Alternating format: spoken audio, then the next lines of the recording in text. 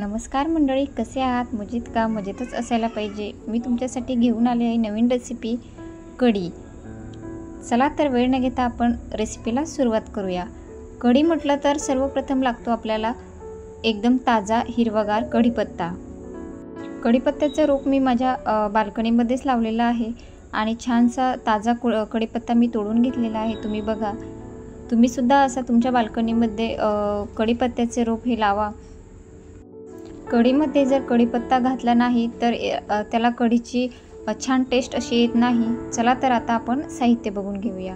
लसूण, आलं, कोथिंबीर, कढीपत्ता, हिरव्या मिरच्या, जिरं, कलरसाठी हळद, मोहरी, अर्धी वाटी दही आणि 1 चमचा बेसन, हिंग, चवीनुसार मीठ. आता आपल्याला याचं हिरवं वाटण बनवून घ्यायचं आहे. हिरव्या वाटणामध्ये मिरची, आलं, लसूण, जिरे हे आपल्याला घालायचं आहे. हिरवं वाटण या ठिकाणी मी बनवून घेतलेलं आहे. कढई गरम करायला ठेवली, त्यामध्ये घालत आहेत साधारणपणे 3 ते 4 चमचे तेल. तेल छान गरम झाल्यानंतर यामध्ये घालायची आहे आपल्याला मोहरी तडतडल्यानंतर जिरं,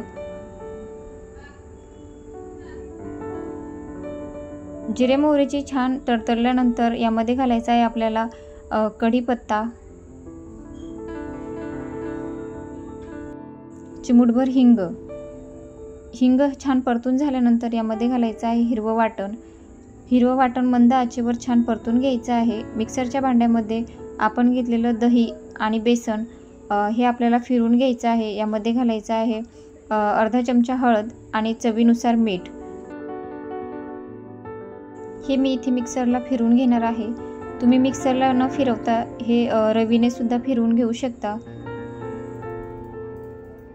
आणि इथे मिक्सरला फिरून घेतलेलं आहे. तुम्ही बघा, हिरवं वाटणसुद्धा आपलं हे फ्राय झालेलं आहे. यामध्ये घालायचं आहे फिरून घेतलेलं दही आणि बेसन.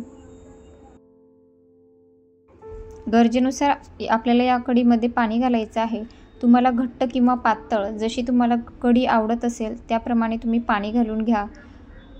कढी शिजताना झाकण ठेवायचं नाही. जर तुम्ही झाकण ठेवलं तर कढी आपली ही उतू जाईल. त्यामुळे ही सारखी अशी हलवत राहायची आहे, जेणेकरून कढी ही छान शिजेल आणि याला टेस्टही छान येईल. 7 ते 8 मिनिटे कढी मी शिजून घेतलेली आहे. त्यामध्ये घातलेलं आहे कोथिंबीर